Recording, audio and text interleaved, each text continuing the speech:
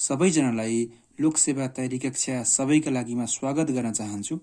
आज पनि म विश्वको इतिहास सम्बन्धी गौरवमय क्रान्ति र औद्योगिक क्रान्ति, जसलाई हामीले यान्त्रिक क्रान्ति पनि भन्छौँ, यस सम्बन्धी विशेष तथ्यहरू लिएर उपस्थित भएका छौँ। कृपया हेर्ने प्रयास गर्नुहोला। सुरुवातमा म गौरवमय क्रान्तिबाट प्रस्तुत गर्न चाहन्छु।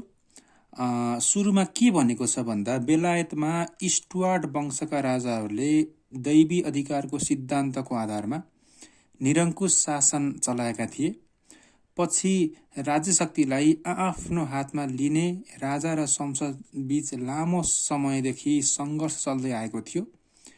त्यही क्रमको सङ्घर्षमा सन् 1688 मा राजा जेम्स द्वितीय देश छाडेर फ्रान्स भागे।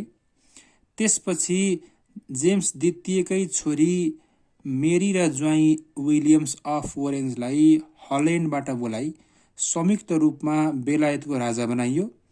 यही घटनालाई हामीले गौरवमय क्रान्ति भनेर भन्दछौँ। यो क्रान्ति एक थोपा रगत पनि नबगी शान्तिपूर्ण रूपमै राजगद्दी वंश परम्परामा परिवर्तन भएको हुनाले यसलाई हामीले रक्तहीन क्रान्ति पनि भनेर भनिन्छ। मेरी र विलियम्स अफ ओरेन्जले राजाको शक्तिलाई घटाई संसदको शक्ति बढाउन मन्जुर गरे। पछि सन् 16 डिसेम्बर 1689 मा मेरी र विलियम्स ओरेन्जले बिल अफ राइट्समा हस्ताक्षर गरेसँगै बेलायतमा संवैधानिक राजतन्त्रको स्थापना हुन पुग्यो। पछि यस घोषणापत्रले राजाको अधिकार संसदको हातमा गयो भन्ने विश्वास गरिएको छ। विशेषतः गौरवमय क्रान्तिको कारणहरू के रहेको छ भन्ने सम्बन्धमा यसका कारणहरू निम्न अनुसार रहेका छन्। फर्स्टमा रहेको छ, दैवी अधिकारको विषयमा राजा र संसदबिच मतभेद भएको थियो। अर्को छ, जेम्स द्वितीयको अदूरदर्शिता र कठोर दमन नीतिका कारण पनि औद्योगिक क्रान्ति भएको मानिन्छ। अर्को छ, संसदको निर्वाचनमा राजाको हस्तक्षेप भएको थियो। बेलायतका राजाको फ्रान्ससँगको मित्रताको कारण पनि औद्योगिक गौरवमय क्रान्ति भएको मानिन्छ। अर्को रहेछ, क्याथोलिकहरूप्रति राजाको सहानुभूति भन्ने कारण पनि गौरवमय क्रान्तिको कारण रहेको छ। त्यस्तै जेम्स द्वितीयको छोरा जन्मनु पनि गौरवमय क्रान्तिको मुख्य कारण रहेको छ। र पछि गौरवमय क्रान्तिको कारण भइसकेपछि यसको परिमाण के निस्केछ भन्ने सम्बन्धमा चाहिँ पहिलो त बेलायतमा चाहिँ नि संवैधानिक राजतन्त्रको स्थापना भयो। अर्को रहेको छ, संसदको सर्वोच्चता स्थापित पनि भयो। र अर्को रहेको छ, वैदेशिक सम्बन्धमा पनि व्यापक रूपमा यसमा सही तरिकाले परिवर्तन आयो भन्ने बुझिन्छ। त्यसै सन्दर्भमा सन् 16 डिसेम्बर 1689 मा बिल अफ राइट्समा हस्ताक्षर भएको थियो, जसमध्ये बिल अफ राइट्समा के उल्लेख भएको थियो भन्ने सम्बन्धमा मुख्य कुराहरू यस प्रकार रहेको छ। एकमा रहेको छ, संसदको स्वीकृति बिना राजाको नियम कानुन भङ्ग वा स्थापना गर्न नपाउने भन्ने व्यवस्था राखिएको छ। अर्को छ, राजाले संसदको निर्वाचनमा हस्तक्षेप गर्न नपाउने, सांसदलाई अभिव्यक्तिको स्वतन्त्रता रहने भन्ने उल्लेख गरिएको छ। तेस्रो नम्बरमा रहेको छ, संसदको स्वीकृति बिना राजाले कर उठाउन र स्थायी सेना राख्न नपाउने भन्ने व्यवस्था गरिएको छ। र अर्को मुख्य कुरा के उल्लेख गरिएको छ भन्दाखेरि, बेलायतको राज सिंहासनमा प्रोटेस्टेन्ट धर्म मान्ने राजा रानी मात्र बस्न पाउने भन्ने व्यवस्था बिल अफ राइट्समा गरिएको छ। यो भन्दा माथि मैले विशेष त गौरवमय क्रान्तिको विभिन्न तथ्यहरू लिएर उपस्थित भए। अब यसपछिको तथ्य रहेको छ औद्योगिक क्रान्ति, जसलाई हामीले यान्त्रिक क्रान्ति पनि भन्छौँ। यससँग सम्बन्धित विशेष तथ्यहरू म प्रस्तुत गर्न चाहन्छु। कृपया हेर्ने प्रयास गर्नुहोला। विशेष त औद्योगिक क्रान्तिमा के रहेको छ भन्दाखेरि औद्योगिक क्रान्ति बेलायतबाट सुरुवात भएको थियो। उद्योगको विकास र प्रविधिमा नयाँपन तथा श्रम सम्बन्धमा आएको परिवर्तनको घटना नै औद्योगिक क्रान्तिको मूलभूत आन्दोलन हो। यो चाहिँ 18औं शताब्दी जुन चाहिँ 1760 देखि 1840 ताका भएको क्रान्ति थियो। औद्योगिक क्रान्तिबाट पुँजीको व्यापक परिचालन, ठुलो सङ्ख्यामा यन्त्र उपकरणको आविष्कार र ठुला ठुला सहरहरूको उदय भएको मानिन्छ र भएको थियो पनि। त्यस्तै गरेर औद्योगिक क्रान्तिले अभूतपूर्ण आविष्कार र उत्पादन तथा निर्माणमा नयाँ उपायद्वारा समग्र युरोप र अमेरिकाको अर्थतन्त्रलाई कायापलट गरेको थियो। औद्योगिक क्रान्तिले सुती, फलाम, केमिकल, कोइला, यातायात जस्ता उद्योगमा ठुलो परिवर्तन ल्याएको थियो। र यस सँगसँगै औद्योगिक क्रान्तिको विकासक्रम के रहेको थियो त भन्ने सम्बन्धमा रहेको छ।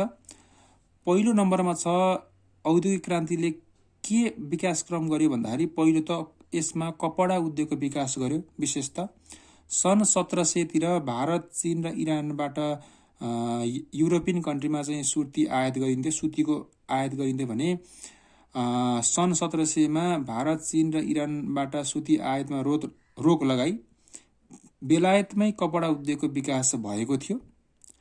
दोस्रो नम्बर रहेको छ कृषि क्रान्ति, जसमा बाली उत्पादन, कृषि औजारको विकास गरियो, जस्तो ड्रिल, जसको आविष्कार सन् 1717 मा जेथ्रो-तुलले गरेका थिए। त्यस्तै गरेर अर्को विकासक्रम रहेको छ फ्लाइङ सटलको आविष्कार। यसमा भनिएको छ सन् 1743 मा जोन केले काठको कपडा बन्ने मेसिन फ्लाइङ सटलको आविष्कार गरे।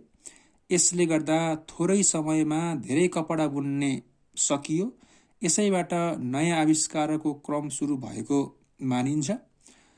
अर्को विकासक्रम रहेको छ स्पाइनिङ जेनीको आविष्कार, जसमा भनिएको छ सन् 1767 मा जेम्स हार्ग्रेव्सले स्पाइनिङ जेनीले धागो काट्ने नयाँ मेसिनको आविष्कार गरे।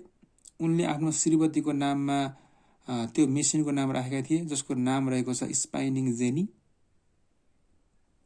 त्यस्तै गरेर अर्को विकासक्रम रहेको छ वाटर फ्रेमको आविष्कार।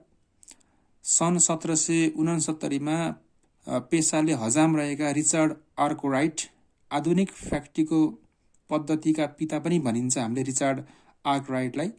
उनले चाहिँ वाटर फ्रेम नामक पानीबाट चल्ने धागो काट्ने मेसिनको आविष्कार गरे। यसबाट कारखानामा युगको परिवर्तन भएको मानिन्छ। अर्को विकासक्रम रहेको छ मूलेको आविष्कार। सन् 1779 मा स्यामुएल क्रोम्पटिनले पानीबाट चल्ने कपडा बुन्ने मेसिनको आविष्कार गरे। त्यस्तै गरेर अर्को विकासक्रम रहेको छ पावर लुमको आविष्कार, जसमा भनिएको छ सन् 1785 मा इडमोन्ड कार्टराइटले पावर लुम नामक जल शक्तिबाट चल्ने कपडा बुन्ने मेसिनको आविष्कार गरे। यसबाट छिटो र धेरै कपडा बन्ने सम्भव भयो। त्यस्तै गरेर कटन गिनको आविष्कार, यो पनि एउटा विकासक्रम रहेको छ। यसमा भनिएको छ सन् 1993 मा अमेरिकाका व्हाइटनीले कपासको गेडा छुट्टाई धागो काट्ने कटन गिन मेसिन बनाए। र अन्तिम विकासक्रम रहेको छ स्टिम इन्जिनको आविष्कार। यसमा भनिएको छ सन् 1770 मा बेलायतका जेम्स वाटले बाफबाट चल्ने इन्जिन बनाए। पछि सन् 1804 मा जर्ज स्टेफेन्सनले वाफ शक्तिबाट सञ्चालन हुने रेल बनाए। पछि फेरि सन् 1807 मा रोबर्ट फुल्टनले वाफ इन्जिनयुक्त डुङ्गा पनि बनाए। सन् 1837 मा मोर्सेले टेलिग्राफ बनाए। माइकल फ्याराडेले बिजुलीको बत्ती पत्ता लगाए भने मार्कोनीले रेडियो पत्ता लगाए। सन् 1837 मै ग्राम बेलले टेलिफोनको आविष्कार पनि गरे। र अन्त्यमा औद्योगिक क्रान्ति, जसलाई हामीले यान्त्रिक क्रान्ति पनि भन्छौँ, यसको मूल कारण के रहेको छ भन्ने सम्बन्धमा चाहिँ पहिलो नम्बरमा रहेको छ भौगोलिक स्थिति, दोस्रो नम्बरमा रहेको छ कृषि क्रान्तिको विकास, तेस्रोमा आविष्कारहरूको विकास, 4मा रहेको छ बेलायतमा उद्योग मैत्री नीतिको विकास, अर्को स्त्री शासन सञ्चालन, अर्को कारण रहेको छ श्रमको सम्मान, अर्को कारण रहेको छ वैज्ञानिकहरूको विकास प्रक्रियामा विशेष योगदान।